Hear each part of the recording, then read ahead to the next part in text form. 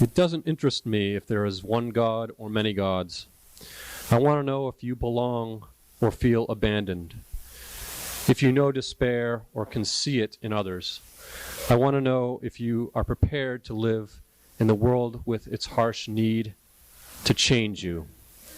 If you can look back with firm eyes, saying, "This is where I stand."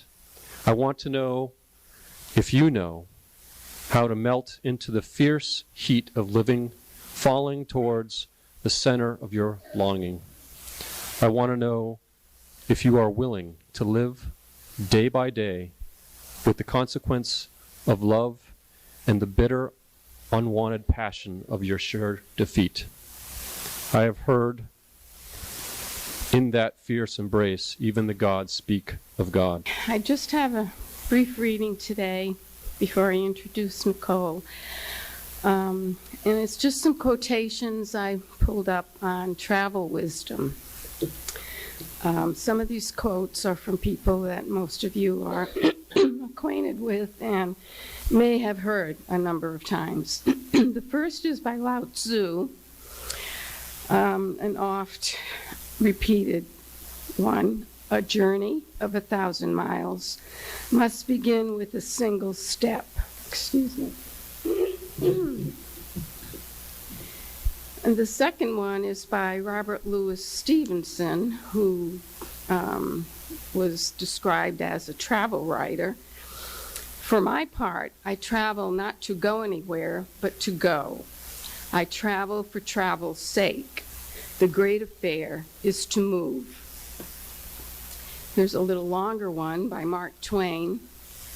20 years from now, you will be more disappointed by the things that you didn't do than by the ones that you did do. So throw off the bow lines, sail away from the safe harbor, catch the trade winds in your sails, explore, dream, discover.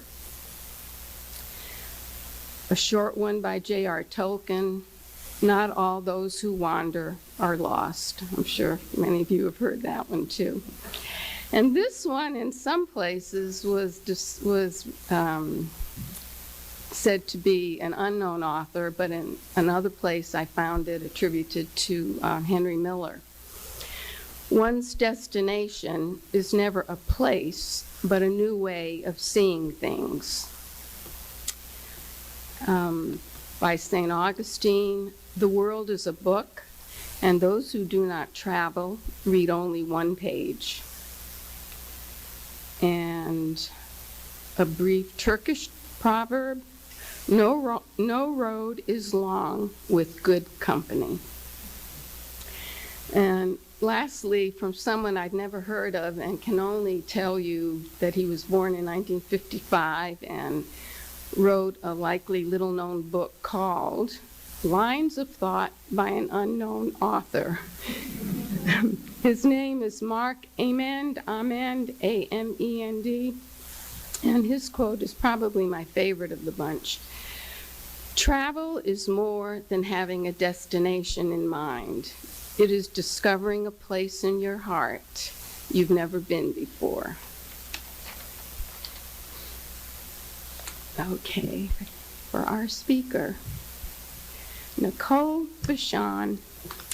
What a truly beautiful name. She came into our UU community one Sunday evening at a church social held at Jean and Sybil Denton's house. Her energy was palpable as soon as she entered the den where everyone was gathered. Energy that was clean and cheerful. Shane presented to us this lovely new person who would become an important part of not just his life, but the life of this church community. From the beginning, she has shared her love of children, her music, her art, her passion for the environment, and her positive attitude about everything, even when we are presented with challenges. I have felt blessed by her friendship and what she brings to our UUCH. She is one of the most admired people in my life. I know that she will be leaving us today with an uplifted feeling. Most of my talk will be, can you see the screen? Because I am, okay, so pictures speak louder than words, so most of my talk, what I'll try to do is show you pictures and tell you little snippets. June 3rd, 2000 to June 3rd, 2001, I embarked on a journey. I was 29 years old, and I had completed a lot of different work, but especially with refugees and the environment, especially water quality, and I had the plan that I was going to go back to graduate school when I got back, but I thought, I really need to learn more about the world, to maybe narrow down what I really want to do. And so I did this trip by myself.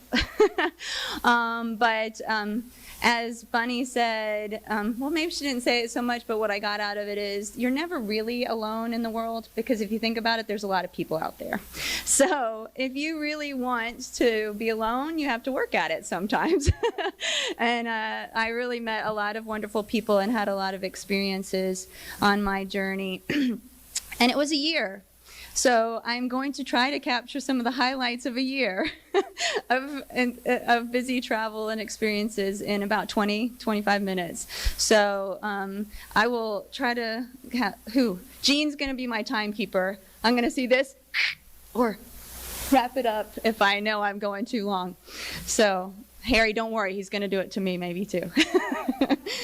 So I'm going to, just like with plans, they never necessarily always happen the way you plan. When I was leaving, I had tickets to go to England, to Morocco, to Kenya, to South Africa. I was going to have to get a ticket from Thailand to Vietnam because the world tickets that I had, they didn't include Vietnam at this time. Indonesia, and I had, where was the other place I was going to go? Korea. I was going to go to Korea, but I didn't get to go to Korea. Australia and New Zealand, and then I was going to come back through Hawaii and back through the United States. Now, these one world tickets, any young people, old people, anyone of any age, they still have them, and you buy them and you get to go to more than one continent, and you can go to, this one was 3 countries per continent, and you just had to keep going. You couldn't go back to the continent afterwards. So that's how I started. That's all I knew. I knew I was going to go to these places, supposedly. So I'm actually going to start in the middle of my journey with a reflection that I wrote because about halfway through, things changed. I had some changes, but I also knew that I wanted to apply to grad school. And there's certain timelines that you have to do it. So in Malaysia, I sat and pondered, and so I'm going to start with this, and then I'll go through some pictures to show how I led up to this. And this was written to an actual college. After interacting with various people from different walks of life, I realized international, environmental, cultural work needs to include first-hand knowledge about the world and its environmental resources and issues, with reflection on its correlating cultures. I decided some of the money saved for universities should be used for a personal, experiential education exploration. How about that for alliteration? I started this part of my life journey in June 2000, beginning in England, following on to Morocco, Kenya, South Africa, Vietnam, Thailand, Indonesia, and Malaysia. After returning to Indonesia for the end of Ramadan and Christmas, I will go to Australia, New Zealand, and Hawaii before returning to my home in North America a year later. As an environmental educator in Georgia and an employee of the Atlanta Outward Bound Center, I learned the most effective way of learning is through experience. My travels have given me a deeper insight into local communities and their cultural practices, inspiring me to learn more. Nomads in Morocco, Maasai tribes in Kenya, hill tribes in North Thailand, Orang Asli in Malaysia, all are settling in one place, rather than continuing the path of their ancestors and continuing to be nomads. Is this due to the development of the land they once traveled, their desire to become modern, or some other reason. If Muslim wives want to do something independently, they must ask their husbands or obey what they are told. Why do I have such a hard time seeing the submissive nature of some women in the Eastern cultures? Has my freedom in my own country or understanding of more egalitarian relations colored my view, disallowing me to see possible benefits of authoritarian relationships? As a student of the world, I have to check my internal assumptions and tapes to be open to learning. The rainforests are so beautiful in Indonesia. As a Westerner, I wish for conservation, though realizing the constant threats by humans, be it local villagers meeting their basic needs or by loggers making profit, I reflect on the environmental and social impacts. Can sustainable development education work? How easy is it to change old practices? Another conservation issue arose in my mind while watching a cultural dance in Indonesia. The dance depicted the evolving relationship between man and animals, where the monkeys realize they don't like human control over them and gradually protest, but end up killed. One friend explained that animals are often used to represent bad people who have returned in the next life as animals, and this dance represents people's struggle to keep them from being harmful. Through many discussions with Malaysians and Indonesians, I have learned wild animals are regarded as lower beings in Southeast Asia that are considered culturally unimportant to the majority. With many species becoming extinct, this dance for me represented the mentality and continuance of a culture of human superiority. Conservation education will only occur if cultural values are considered important. I search for the information to learn about the ways to educate in different cultures. Community development, eco-agriculture, water quality and quantity issues, conservation preservation, sustainable development, and much more. I am truly on a reflective journey and want to continue to make this world a better place with both idealistic and realistic viewpoints. So, I was 30 when I wrote that, had some strong opinions still about certain things, but had learned already that I was in a lot of these countries a minority, not a majority. And I tried to tie on a head wrap with this to try to give you a little view of different things, but this is a sarong, and usually they would wear a long sleeve shirt, and then I put this scarf here, and they would wear it here, and then they would have a head wrap that would go around here and fall down. And in some of the pictures you'll see that, but I'm not very good at wearing the head wrap. I had very short hair then. I probably looked more like a woman to some of these Asian cultures now than I did when I was traveling. But here we go. We'll see what we can show you in, how am I doing, Jean? I got at least 15 minutes left, right? All right, so June 3rd, here we go. So I started out in England. My mom's from England, so traveling's been in my blood since I was a child. Every other year we would go to visit my family. So England wasn't always seeing the beautiful picturesque things, though they were the backdrop to family. So to me, family and friendships, relationships, that was always at the essence of my travels from a very early age. So I brought this to show you because there were wild horses in Dartmoor, and there were the lovely thatched cottages. These are some of my favorite kinds of things to see over there in England. But next slide. But I did also get exposed to Africa early on. Can you see this okay? Is it dark enough? Okay. So when I was in Bath, which is where some of my relatives live, there were people from Zimbabwe, and they were dancing. So I tried to see if I could dance a little bit to get myself ready for the rest of the countries I was going to. But that's one thing that I like to do, is just jump in and try to experience things. So that was kind of neat, that even with the big, beautiful Cathedral of England in the background, I was getting an experience of Africa. So on to Morocco. So Morocco, this is often a common thing, that if you were wanting to buy anything or experience anything, they would have little stalls like this that you would experience this. He offered 50,000 camels for my hand in marriage. He was really trying to get me. I'm sorry, Shane. Or you're welcome. I didn't take the offer. But I ended up buying a bracelet. It's all talk, just to try to get you to buy things. But I also... These kinds of carpets, it's really amazing there in Morocco. They always have amazing carpets and silver goods and different things. So this was just a taste of, building friendships or relationships with bartering. You have to kind of not take yourself too seriously. So that was one of the first stops.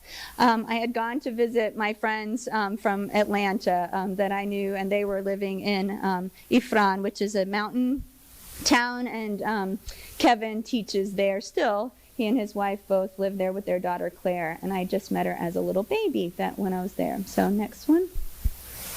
So they were very good because Kevin joked, he said, and I don't have the exact quote, but he said, well, if you go day and night trips, you can see all of Morocco in 2 weeks, really. So I knew he was joking, but Karen kind of took him seriously, and even with a small baby in arms, tried to take me to a lot of different places. So it was very hot. Your senses are assailed by all sorts of different smells and all different things like images.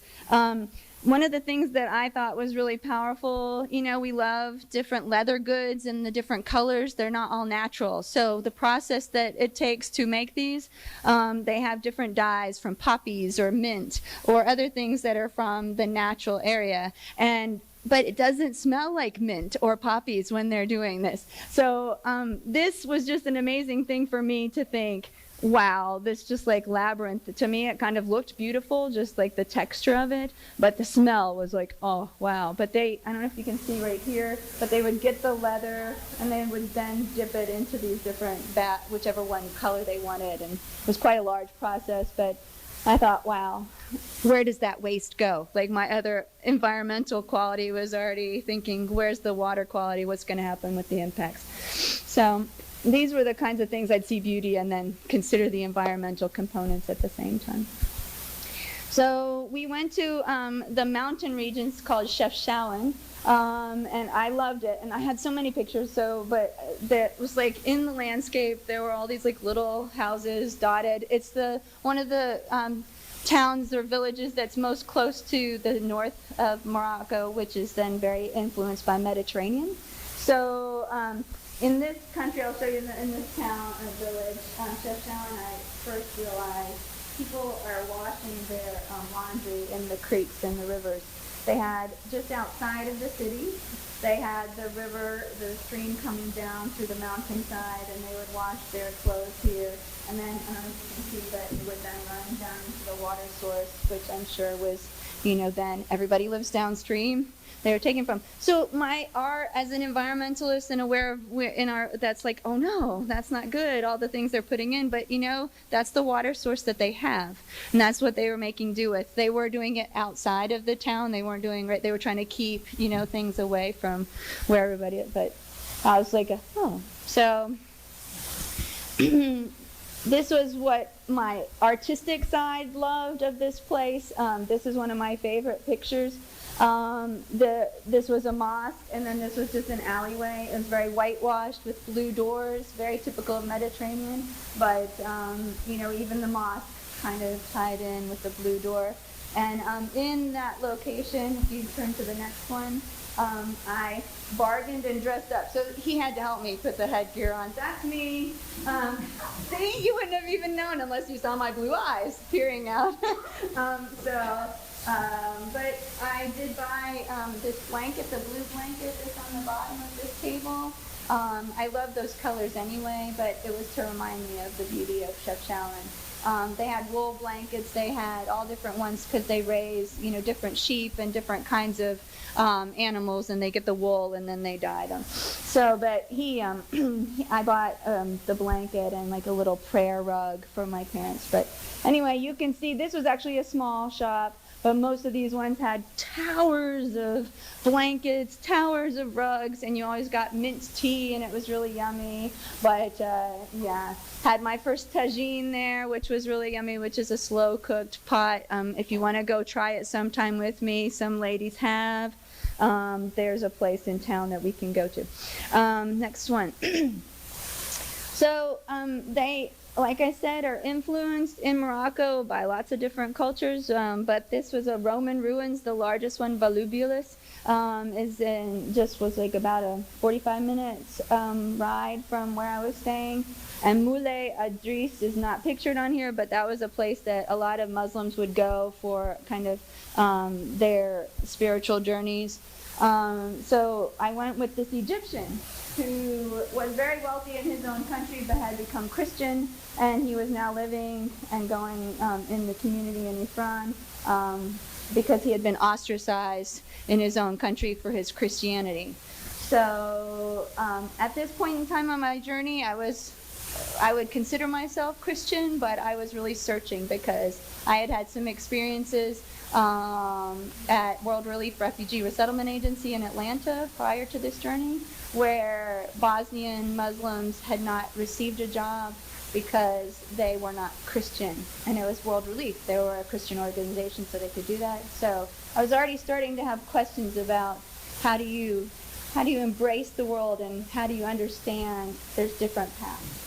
But along the way, we tried lots of different kinds of foods, and I met different kinds of people, but this was prickly pears. So in desert cultures, you eat things that you may not think you would, but there were cacti, a lot bigger than our prickly pear in our in our gardens if we have them here. But they would take the fruit, they were about this big, and slice them open. Tastes very like water. It was like kind of plant-like. It's not like, woohoo, it's not a great flavor, but it definitely helps with hydration. So, next one. Next, we go on to Kenya. Now, I don't have a lot of pictures from Kenya. I went there, and in my initial slides, I had key things to help you as you're thinking about your journeys. Go someplace that is somewhat familiar. Go where you might have family or friends, some connection to ease your way into the journey. These are kind of key things to help. So I took that into regard because the first 3 stops that I made, the first one was to England family, second one to Karen and Kevin with friends. I would not have made it as well in Morocco without their help. And then to Kenya, I went to Nairobi first and met up with Josephine Hamisi. And her mom was American and her dad was Kenyan. And she was in the AmeriCorps team that I used to be a team leader for. So she had actually done some college in America, and she did not want to go to the zoo. We had gone to the Atlanta Zoo to learn about conservation, and I remember, why is she so upset about going? It's like, actually, we're learning about endangered species, and she just could not do it. Well, when I got to Africa, I understood why, because she had grown up seeing animals run wild and experience it, and I'm afraid it's very hard to see them unless they're in cages, because it's wide, vast, open area, and this zebra picture is about the best picture I had. But we saw lions and cheetahs and giraffes and lots of gazelles, and it was all very amazing and beautiful, but I'm sorry I don't have pictures to share for that. The zebra was the best I could get. We did go on a safari. As part of the safari tour, we did get to meet the Maasai people that live in the Masai Mara. And so this was a small tribe. And again, it was a part of a tour, so I don't know how much was authentic. But this was their hut. It was very rustic. They had like a little smoke hole in it, where they would cook. If you go to the next one, that was the outside of the hut. There were several dressed up. I did a dance with them there too, but nobody took a picture of me doing that, so I can't really prove it to you, and I don't remember the steps. So, next one.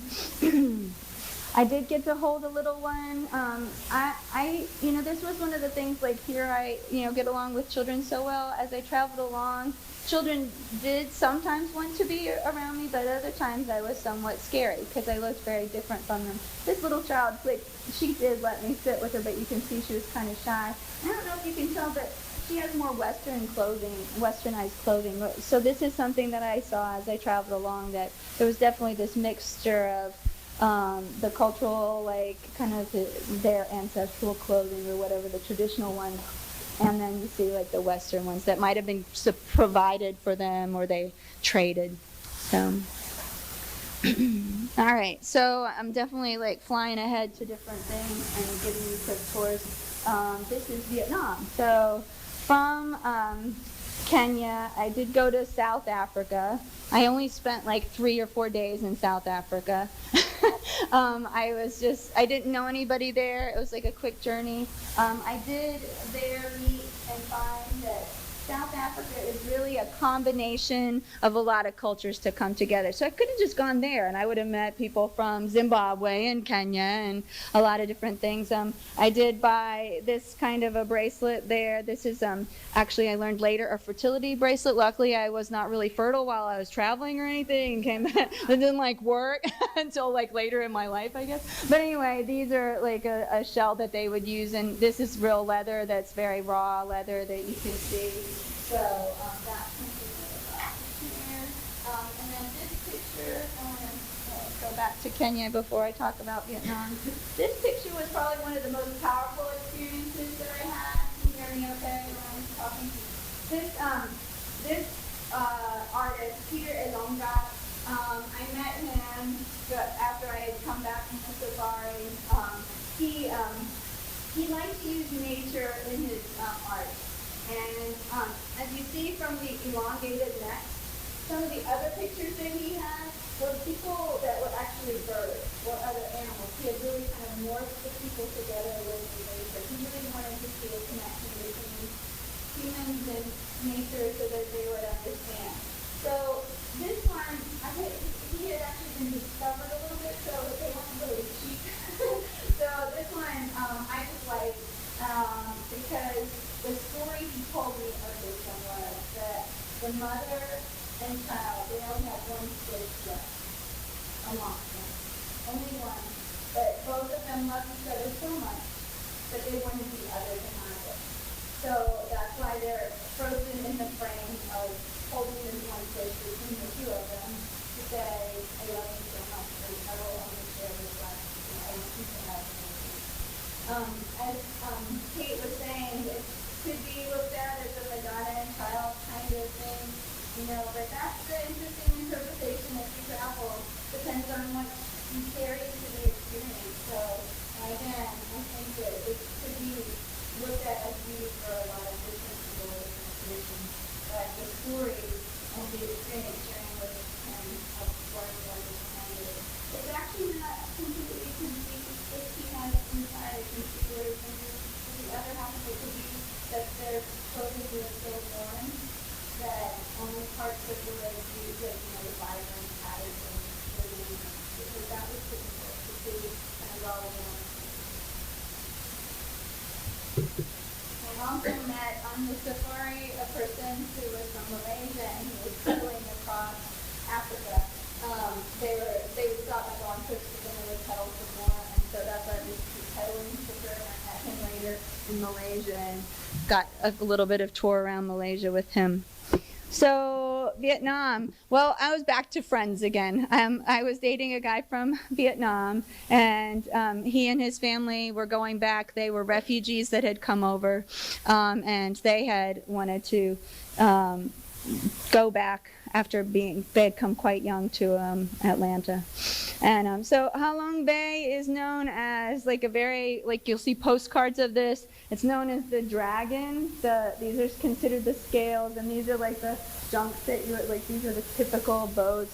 Very, very beautiful. Spiritually, if you keep moving to the next one. Again, the environmental cultural connections that I saw in some of the villages, people spreading pesticides by hand, on these rice paddies. And when I asked my friend that I was traveling with, well, do they know what's in that? And he wouldn't ask because he was shy about, like culturally you don't like make anybody feel bad or worried about. So I didn't, but I was nervous and worried about that from my knowledge of pesticides. But who knows what they actually were putting on. But there were very cheerful children that were following us and riding water buffaloes. So as Bunny says, I find optimism in something that I'm like worried about. So there were beautiful things like these, the pagoda temples. If you move to the next one, this was one of the most powerful things that I thought, again, because I mentioned in my reading in Indonesia, in other places, sometimes I was worried about how animals were treated. Here I felt like turtles were revered for their wisdom, because on the back of their backs were these big tablets, and on them were historic, like, scholars and people that were renowned in the culture, and they were treasured in this place. So to me, I thought that was the epitome of Vietnam, the beauty that they really revered that, because it's actually a beautiful country, but has had so much that it's endured. They consider the Vietnam War the American War, you know, and they have had impact from France and from China. And so the energy that I felt there was somewhat sad just because of these beautiful structures that I often saw. Okay, Jean, I'm sorry. Go. Next. All right, so we were in Hue, and there was a full moon, and so like some of the Disney films you see, they actually do this little boxes, and they float them on the river in the full moon. So we got to put prayers and blessings, started out in the day and then went to a certain area. These young ladies were with us helping us prepare these little boxes that had candles in them, and then we would put our thoughts in there. So that was all for Vietnam. Thailand. In Thailand, again, the water connection was very obvious to me, because when I got to Bangkok, the way you get around is by water taxi. I was showing Cedar this water bus. They have these boats that you travel around. They're very different than the English cathedrals, but they're elaborate in their own way. A lot of gold. Next one, Shane. One of my favorite things, though, was not necessarily the elaborate aspects of those temples, though they were beautiful, but the colors and beauty of the fruits and vegetables and flowers. And this was in Chiang Mai, and it was a night market. It's so hot there, a lot of times you went shopping in the evenings and had your food later on in the evenings. And so that was one of my favorite things to do, to just kind of experience the life and see people and experience the flavors of the country. So I met this Panya. He was a monk, a Buddhist monk, and he in Thailand, every morning you would see the monks parade out with their bowls. They'd be going through the streets to receive offerings from people, be it food, be it money, be it whatever. People would put them in the bowls. And so I hadn't really gotten to talk to one yet, and there was this little training center, and I met him, and he was so surprised that I actually went and talked to him, because I guess he didn't actually get people usually talking to him. He said he thought he was so ugly he didn't think that people would, and I'm like, I only saw a smiley face. But anyway, so he and I talked a lot. He took me to a temple, and we met this fellow that was playing this string instrument, which you can see better here, which I wasn't very good at it. Kate, you probably would have been better at it than I was. But anyway, so music and the artisans, that was interesting, and kind of experienced more of what they were interested in. So they would often go to hill tribe. The hill tribes would come down from the mountains and would be educated in some of these larger towns, and the monks would teach at these places. And I said, sure, I'll help teach that. And so I go, I'll teach the song. And so there's and I went like this, like this one in myself. Well, they spoke all in Thailand, okay? They laughed. The monks just were like, I got lots of attention from the children, but in Thailand, your head is the most sacred place. Children's heads, they ask you not to touch children's head because they feel like they're so close to the spirit, that you might harm their spirit. And the feet are considered the lowest part of your body, and it's an insult to show your feet, the bottom of your feet. Ha! Well, luckily, it's the land of smiles, and they knew I was a Phalang, I was a foreigner, so it was okay. I didn't get kicked out. So I traveled on some more to beautiful places. I did get to go up to the Aka tribe. This is one of the hill tribes. As you can see, again, this is traditional wear, and I have some things from there. This is a hat that I got, a children's hat that's not quite as fancy as that. I have a little purse. But I was I thought, someday I'll have a child, and they'll wear, none of my children would wear this. So I have it at display. But you can see, again, Western clothes, but kind of a combo with the traditional, or the cultural.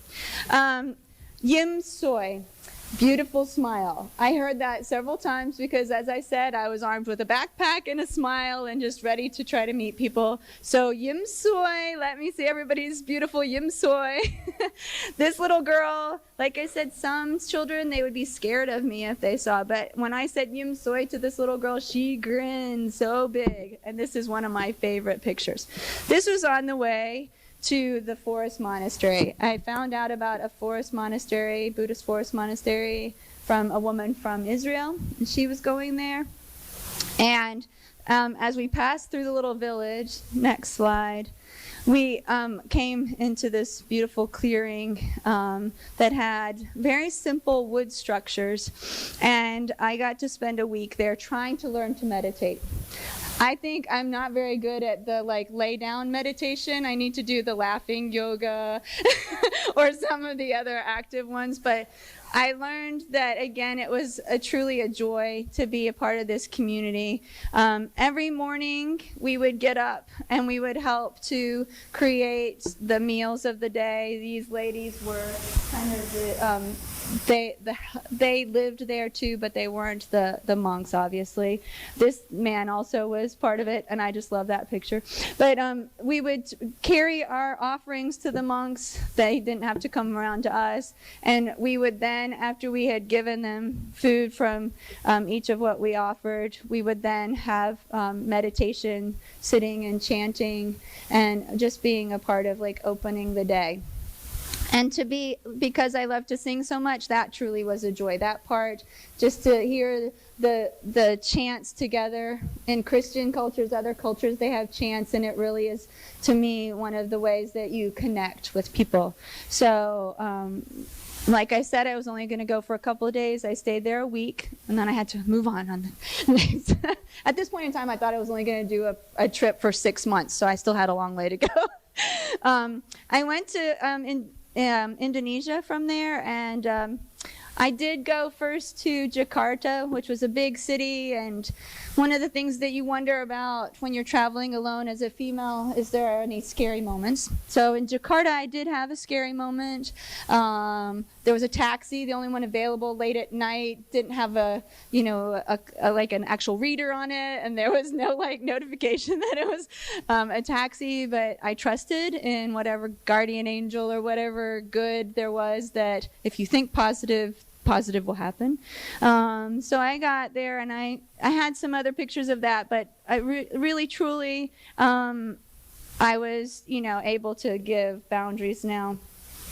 With this fellow that I met there, he was fell in love with me and kept sending me emails, and I was like, oh gosh. Anyway, so luckily it was just through email. So, but I went to Yogyakarta, which is one of the art community centers of Indonesia, and this is where I was really struck by how many young people were on the streets. Here sometimes we see those things, but we don't clearly experience or see all of that. But these were some of them, and they had a shelter. I have a little book here that's from their shelter. They would make crafts and sell them, and they would have a hot meal every day there. They could stay there if they wanted to, but they often just came for the day and did things, and then went off and did things at night. It was a lively nightlife. This young lad, he's showing all his tattoos. They would tattoo themselves, and it was truly amazing how artistic they were. But as many of you know, tattoo art can be infectious, and so it was concerning for me. But I did think he had some beautiful art that he was displaying. Next one, Shane. They went to the beach that was nearby, and this was a powerful experience. It was an environmental festival, so they were displaying wind power here with this. And then, I don't know if you can see this really well, but there were these poles that had cans on them and things that they had recycled to do this art display. But then they did a performance, and this was an elephant that was created out of sand. And they danced naked, men naked, around this elephant. And this was kind of the best picture I could give, and luckily it's small. But anyway, I was like, should I take a picture? Anyway, so but they were expressing this overwhelming sadness because they were trying to save the elephant that was dying. And so to me, this was an actual reflection of conservation concerns. They were actually saying they were worried about it. So to me, that was a very powerful performance. Hadn't seen a nude performance, but just the fact of what they were expressing with sand and the relationship to elephants. Next one, Shane. I got to, because I had asked about environmental education, I ended up spending a lot of time at this place called PPL Ha Seloliman. It was in the mountains about 2 hours maybe from Yogyakarta. So many experiences here. I would have to do a presentation just on this at another time. But this Masudi was one of the lead educators there. The structures were open and the air flew through. Magical experience, mayflies emerging. I have 1 minute left. Are you serious? Okay, what should I do? Anyway, dance in nature is definitely the experiences in education. Next. They learned about ropes course, which is very important if you go to the next one. They were dealing with economic duress. They cleared out a whole large portion of the rainforest because they wanted to plant banana trees. And so this was to me like the beautiful aspects of the water of the rice paddies juxtaposed with what they've been doing with the land. But truly beautiful, but sad when you saw the runoff that then happened in that rainforest. Next, Shane. There were street markets there along the way. This was traditional. This was a celebration. And since Shane's saying I don't have much time, I guess I'll just explain some of the experience that I had there. I decided in Indonesia that I was going, actually in Malaysia. I was staying in Malaysia with friends. If you move forward, you'll get some pictures of Malaysia, Shane. Kuala Lumpur was a big city. They fixed my sandals on the street. You didn't go to a cobbler in a store. They had cobblers on the side. He also fixed tires. There was a motorcycle there. Next slide. There was Indian culture there. There was, next slide, there was, not that fast, Chinese culture, and then there was the Orang Asli. So these were the native people of Malaysia, which they look kind of like Indonesia. I mean, it was very similar faces. You could see how they had shared across cultures. Next picture. I stayed with these folks, and they were starting Ramadan when I was there. And so one of my biggest experiences was experiencing Ramadan. The first day I didn't do it, but the second day I did, and I spent the whole month of Ramadan in Malaysia. You eat before sunrise and you eat after sunset. So it's not like you're fasting the whole time. But when you are traveling and you do the fasting, I learned later that you didn't have to do that you didn't have to fast if you went over a certain distance, but I did anyway. So I pushed myself a little bit more than I was supposed to. So I'll just read this funny thing. Merry Christmas and Happy New Year from Indonesia. I have now returned to see friends for these holidays and also to celebrate the end of Ramadan with them. It is a little crazy traveling here, more than America though, because I had my own car there and here I am at the mercy of public transportation. I enjoy taking it, but it is a big challenge in this time of year. I wanted to be back in Jawa Timur for the holidays, but I will make it back only for the new year.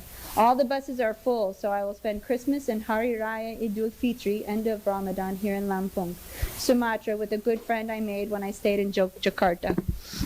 I hope that you all have safe travels and wonderful holidays. As this is my first year not home with my family, I ask that you truly know how blessed you are if you can be with yours. Here's the rest of the journey of how I got here. My last night in Malaysia, I had roti canai and mango lassi, Indian influence. I will miss these foods. The next morning, I headed to Indonesia via boat. On the boat, I met a German couple who told me of a place to stay when I get to Lake Toba. If you can move to the next picture, Shane. So this is, with public transportation adventures, how many people can you fit in a minibus? I hadn't forgotten this adventure, but I didn't have the same in Malaysia. So we all piled in. I had gone on a bus from Indonesia from 3 days to Malaysia, and it was a very small bus, and it was very hot, so that's what I was referring to. And so we all piled in, and I arrived in Bukit Lawang to the place of the orangutans. They are so cute. I went and visited them as much as I could, such character. From Bukit Lawang, I went to Danau Toba, which was this lake. If you go to the next, do I have the next slide? Well, back one, where this fishing boat is. It was the 15th of December, and I left early in the morning from Bukit Lawang to Lake Toba. It should only take 7 hours, but I took public transport instead of tourists. So, the first of leg to Medan, no problems. It is amazing to wind through the roads and see people sitting along the roads with friends and family, working in the fields, chickens dashing across the road, etc. In Medan, though, I met some people in the bus who were also heading in the same direction as I, so I was following them, but always there are people in stations. Hello, miss, where do you want to go? I am too polite to say thank you, I don't need help, while walking, which is dangerous. I ended up spraining my ankle, so with a hurt ankle, I got on a bus to go for 5 hours to the next stop. No air condition. My new friends had 2 chickens that I was very worried were really hot, so I put them on my lap. They were in a plastic bag, a black plastic bag. They were carrying them to go to Christmas celebrations or to Eid al-Fitr, right? So I'm like feeling sorry, but they wanted to keep them as fresh as possible. So I was next to the window, still very hot, and the chickens decided to show their thanks by pooping on me. I smelled something funny and felt something funny, and I realized that when I had kindly pulled the bag down, it had actually allowed it to get onto my clothes. So, with hurt ankle, poop on my pants, hot and sweaty and hungry and thirsty because I'm fasting still, I get on the next bus, which is only 1.5 hours to Danau Toba, my destination. When we get there, I try to open the door and break off the handle. Wow, I didn't know I was so strong. Carrying a backpack will do it for you. So, Merry Christmas and Happy Holidays. I paid the driver for the handle. Wow, what a day. The funny thing is that I hadn't paid for most of the bus rides because my new friends had paid, and then the boat ride to the actual island I stayed on was free. So, definitely a memorable day. So, that's one of my funniest stories from that adventure. Now, when I, do you want me to stop? Do you want me, yes, I need to stop. I'm seeing yeses. So, I don't know what to tell you to wrap it up, except that they were decorating for Christmas, keep going. I'll just show you the quick slides. There was a conservation training for elephants that I got to see. I went to Australia. I learned how to scuba dive in Australia. And I also went on a sailboat trip. And the thing that I wrote for that sailboat trip was, the glow was above and below me, shades of darkness peppered by sparkling lights. Natural and human sounds hummed, inner peace and reflection. As I sat on the run of Argyle, sailboats alternately looked at the phosphorescent glows in the water and the overwhelming star display in the sky. I was speechless. The beauty of things such as this brings a humble feeling of thankfulness to be alive and healthy to experience the creations of the world. Happiness like this brought memories of childhood and other favorite places. I challenge you all to go lay in your backyard and look at the stars.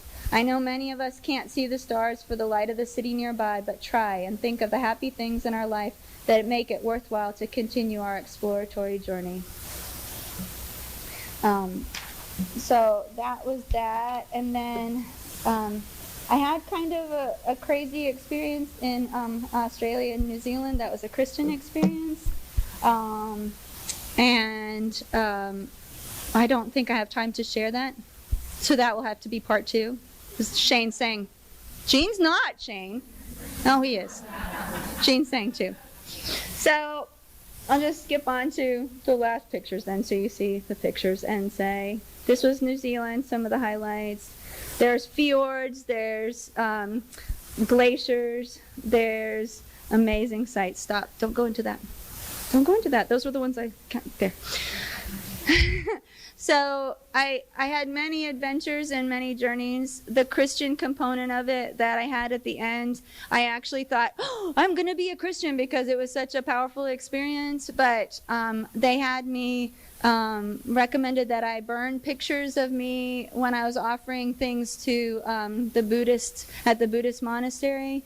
And because, you know, in Christian belief, you worship no other gods. And they were quite fundamental, but I had such a strong, like, positive experience that I was at the end of a long journey, and I was like, okay, but later reflected on those were all different people, all different ways of life that I had met, and they were truly powerful friendships and experiences that I had. And so I, since, after that, decided that the UU was a better place for me. But the song, see, I'll just close, Shane, okay?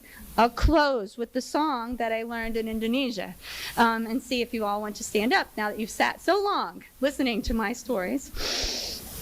I always tried to learn the language as much as I could. It was definitely like little child language, but this song was called Di Sini Senang, which means here happy, and it's all about happiness. So it kind of reminded me of just fun things that we've done in life. And so it goes Di Sini Senang, Di Sana Senang, Di Mana Mana Hatiku Senang, which means here happy, there happy, wherever my heart may be happy.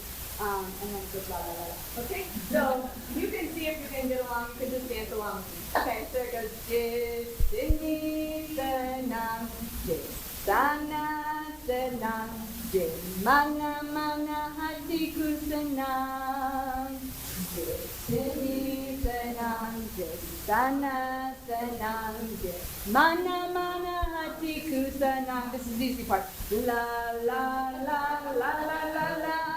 La la la la la la la la la la la la la la la